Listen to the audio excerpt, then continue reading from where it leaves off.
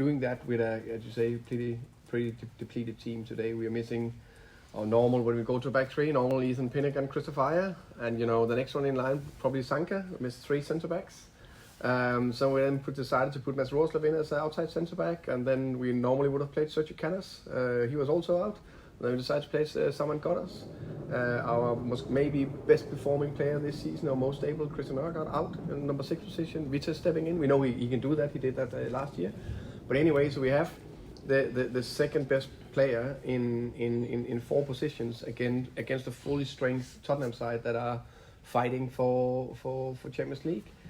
And that's a massive credit to the players first and foremost, to the staff who's done everything to prepare them, and to the structure we have in the team. So you have some players, then they step in, and the culture, and then on top of that, you deserve to win. Yeah, crazy. You mentioned Saman Goddard, so obviously played in an unfamiliar right wing back today. Obviously, I think his last start was against City at striker. So how do you feel like he fared in this position? It's quite rusty as well. I think Saman Goddard, I'm very pleased that you're asking about that. I think he deserves so much praise. I think all you guys know how it is in different football clubs. It's easy to play every week. It's much more difficult not to be the starting, or maybe the player that's not getting that many minutes. But I think he's a fantastic example of the culture and togetherness we have. He's ready when he's called upon, playing midfielder, striker, winger, wing-back, fantastic personality and character. And I think it's a big part of why we are pretty good, that we have this culture and togetherness, because you need that if you want to perform against the best clubs in the world. How did, am I right in thinking you had 4 players injured in training this week? Christopher yesterday with concussion. Nørgaard was probably, that was a heavy contact to his shin from last game that we thought could be ready, but he couldn't. That was it. Ethan last week as well, and then Sergi and Sanka was the week before. So only one actually in training, but okay. Yeah. So it wasn't like you overtrained them, or the training was too intense. We train very hard, and that's why we're one of the best and fittest team in the league. But we try to. I get some restrictions sometimes for my head of performance. Thomas, Christian spoke after the game about you knew how Spurs were going to set up. They're a brilliant team, but you know how they're going to play.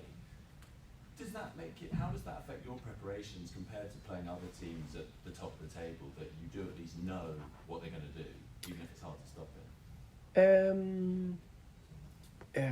In some way, it's easier to prepare for, but it's not that easy to stop. I think we've seen that before. The last 2 games, Tottenham were the highest scoring teams and scored goal for fun. So we know if you get a little bit too open, or they maybe get the first goal, all these things, then that's just changed the dynamic in the game. But no doubt that when you know some clear patterns, I personally like that myself. If we can create that more, because I believe that also gives some structure to the players. But of course, when you prepare against some clear situations, you try of course to stop it. And when it works, like it did today for us, of course, it's fantastic.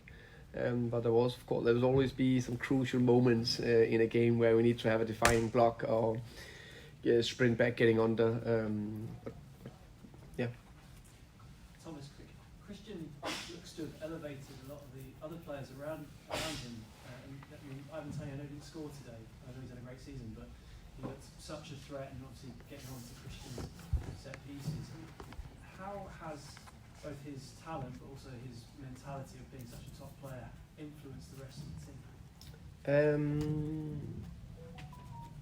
I would say obviously his talent, as you say, his abilities is very good, and of course every team that get a player that can walk straight into the starting 11 is a lift, and of course with Christian quality. So that's just in itself a help.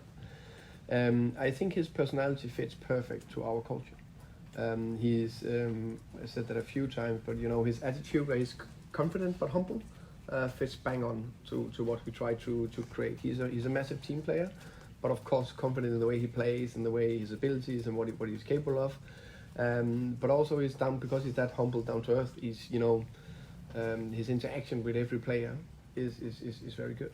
That of course helped the team, and it helped him settling in quicker, and the team to, of course, they knew of his CV, but also to accept him quicker. Thomas, you said that you think Brentford deserved to win today. What was going through your head when Harry Kane's overhead kick went really just wide in the very last kick of the game, basically? I think it was more when Ivan hit the post and Brian just missed the second chance. That was the biggest moment for me. I agree, of course, something went to say, oh no, please don't score when Harry Kane got it, but I could see the angle. It looked like it would be difficult from where I stood, at least. I don't know how big a chance it actually was in the end. But of course, I said, no, don't lose now. Thomas, there's a tendency among some pundits when you get a result against teams like Tottenham and West Ham to say, oh, well, Tottenham and West Ham are below par. Do you think that's a little bit unfair on what you've achieved and how far you've come? I think it's massively unfair. I think you need to look at the game and assess the game.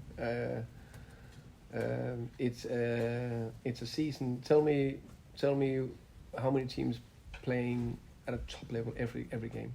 Not even City and Liverpool. They're just so superior. But I'm pretty sure that Klopp and Pep, they only feel they hit that top level 4 to 8 times a season. Then there's some more above average, and then there's average performance. That's football. And then you have you face an opponent that hopefully make it difficult for you. And I think today, there can't be any. When did Tottenham play last week? Yeah, it's a week ago, right? Yeah. Come on. If anyone say that Tottenham is below par, it can only be us. And I know I'm maybe a little bit biased, but they came with a fully strength team, if you're in doubt of that. Mm-hmm. We had, 5 or 6 injuries, and we still deserve to win. I think that's amazing. Thomas, are you confident that Christian Eriksen will be here next season? Good question.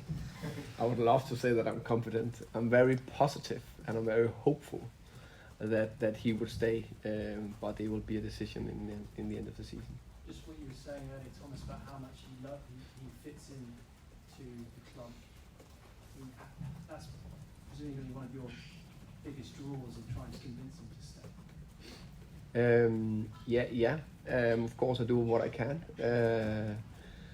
But I think it's down to Christian, like with everything, where you need to decide if you go to one club or another, or you buy that house or another house, or you take that job or another job. There must be pros and cons.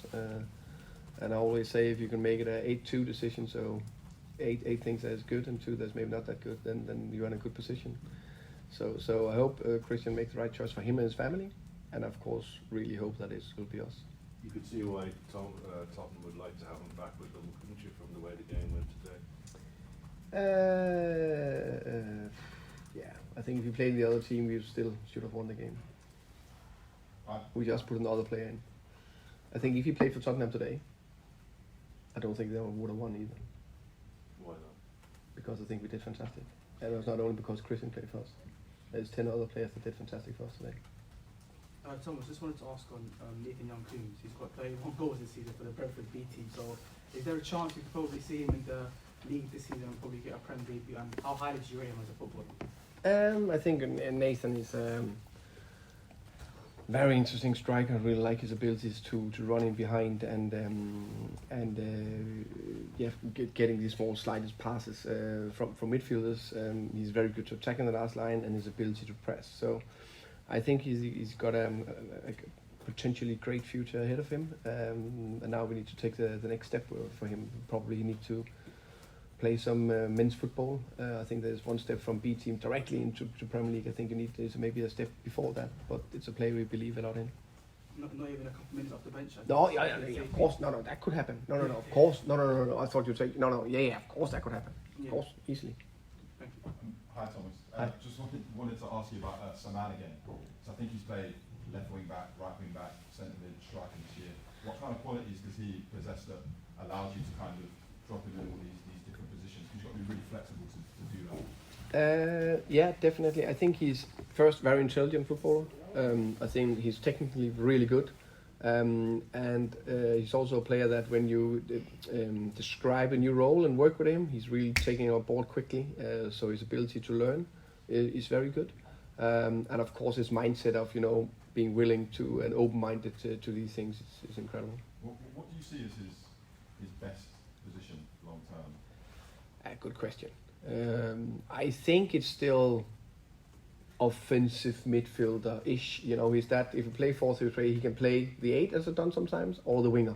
So it depends on the other types in the team.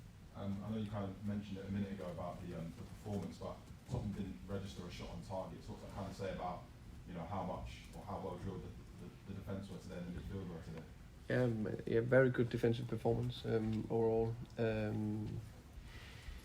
Closing down the spaces, very aware of their transitions. They had a few, just could be dangerous, but we sprinted back in. We know it's so difficult, so important to do that. And had a few combinations around the box where we need to be a little bit more narrow. But yeah, very good defensive performance. And then you mentioned about having the second best player in 4 different positions. Do you think it kind of says a lot about, how much the players have improved over the course of the season, that towards the end of the season, where they've picked up all that experience, you can have that kind of situation against a team like Tottenham and come out with a draw and arguably should have earned all 3 points? Yeah, definitely some of that experience through the season.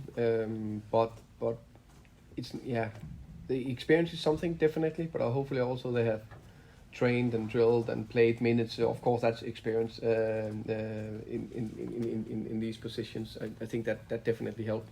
But also, of course, Mats Beck have played a lot of games as centre back, so also this year in Premier League, which is good. Saman is maybe and Matt Rorslev the 2 ones out of position, and Vitali has been brilliant for us this season, and last year as a 6, fantastic. So I was not surprised that he did very well today. But there's also a reason why we play Nørgaard ahead of him. But again, just final question. What does that kind of say about the team's mentality to kind of not just lose what Ethan, Christian and Christopher bring in terms of their ability on the pitch, but obviously leadership and stuff like that you can't just put 4 people in who haven't got that many minutes and perform pretty seamlessly? What did you say on about the team? Yeah, what about the team, the squad? But they know, and I think I can't remember who you talked about the Man City game. I think that we're really down to the bare bones. I think we had 6 normal players out. I think some of these experience they can see. Almost doesn't matter who we put in. Of course, we all need the best players. Every manager want that, but I think it tells all about the team, how the structure, but also their ability to stay 100% match fit and train very hard, and their mentality to ready to step in when they need it is big. And it sounds easy, but it's very difficult to do it relentlessly week after week. Thank you, Tom. Okay. Thank you very much, everybody. Thank you. Take care.